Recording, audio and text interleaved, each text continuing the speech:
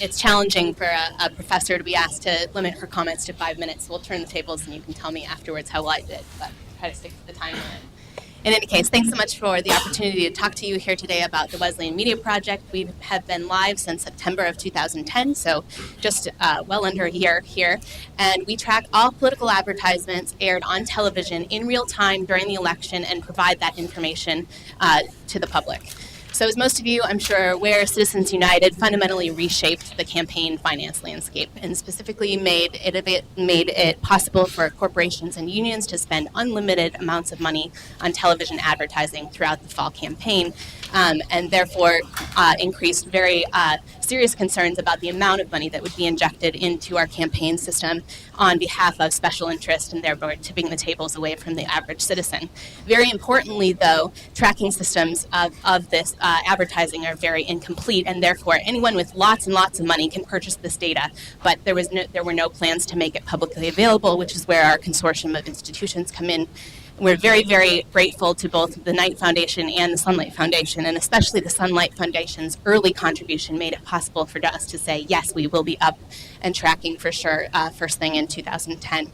So we purchased our underlying data from a company called Kantar Media, CMAG. They track in all 210 media markets in the United States, and they provide us with frequency data like this that tell you down to the second on which programs in which markets and for about how much money each advertisement airs. So we get this massive frequency database, and then we also get content. And it used to be the case that we just got storyboards along the form that's here. We now actually get full video files, which enable us to do a whole host of additional analysis. For example, you wouldn't necessarily know from this PDF that this ad is actually intended to be humorous. It talks about Toomey, maybe he ought to run for Senate in China, and the Chinese flag then pops down behind him with a gong. So those kinds of analyses are now possible with what we do. We have undergraduates across our 3 institutions who log on to an online coding system. Ads are automatically given to their queue, and they are asked to answer a series of objective questions about each ad. What's the sponsor of the ad? What's the tone of the ad? What are the issues that are mentioned in the ad? And other sorts of things. And then we aggregate all of that data together and provide real-time press release updates throughout the fall. We were live for 5 weeks, and we put out 8 press releases. And importantly for all of you, not only do we provide a narrative, but we also provide open source tables that allow people at the local level even to know what's going on in their particular states or their particular races.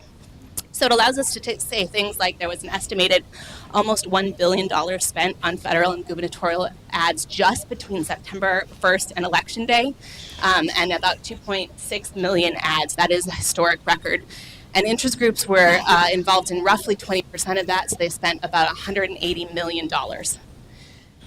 We can also tell you who the top interest group players are, about how much they spent, on how many ads, and specifically and importantly for those people in local races where those ads aired, and for what cost. And so as you can see here, there was a preponderance of especially Republican interest groups in this particular cycle. We can also break it down by who's mentioning which issues where, and we can slice the data all kinds of ways. This is showing you the comparison of Democratic issue mentions to Republicans, but we can break it down by candidate ads, we can break it down by interest group ads, we can tell you how the balance of the campaign is being shifted by these various players. Pause for just a second. And then we can tell you across the various players, in comparison to previous data, which was our predecessor project, the Wisconsin Advertising Project has actually tracked this back from 2000. We can tell you how interests have changed. So here you can see in the House race, interest groups, their activity this cycle increased by almost 300% on the House side. Slightly smaller increase on the Senate side, but again, massive increase in activity. Despite that, it is definitely not the case, and this is where the historical data really comes into play. We can definitively say that this was not the most historic year in terms of interest group activity. So if you look back using Wisconsin Advertising Project data, you can see that the interest group activity in the House is actually less than it was in 2000, which was part of the impetus for the Bipartisan Campaign Reform Act. Nevertheless, we expect that activity to grow as in the new landscape. Every cycle, folks complain about this is the most negative election cycle we've ever seen. It's not always true, but this year, to no one's surprise, I'm sure we were able to empirically verify that yes, indeed, this last election cycle was the most negative on record. And here's part of the reason why. Interest group players are not the most negative. Actually, party-sponsored ads are the most negative. But interest groups are second to that. And as interest group activity continues to increase, which we fully expect it will, campaigns are likely to get more and more negative. So if you don't like the negativity out there, it's only going to get worse as we go on. Metrics, how do we track our impact? Well, our first big audience is, of course, news media, because we want to reach the public. We're very proud of the national media sources on which we got coverage, but I have to tell you that we're also very proud of the local sources, because we're able to provide, again, to local reporters in local races the extent to which their things are provided.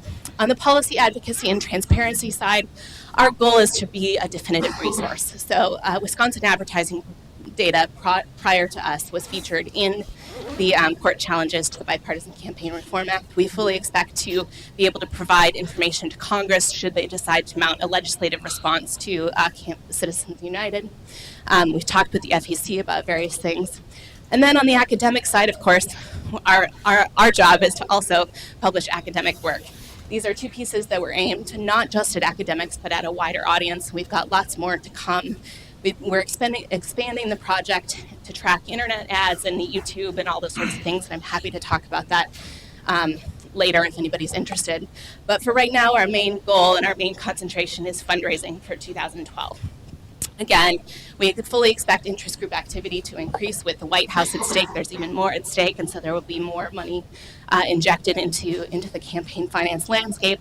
And the underlying cost of the data, again, if you have a lot of money, you can purchase it, but even national news media don't have the resources to do that. And so we are the only ones out there that are providing the open source public data, and therefore we are profoundly grateful that folks like Night and Sunland believe that we're important. We hope that they will continue to do so, as well as other foundations, so that we can continue to provide that information.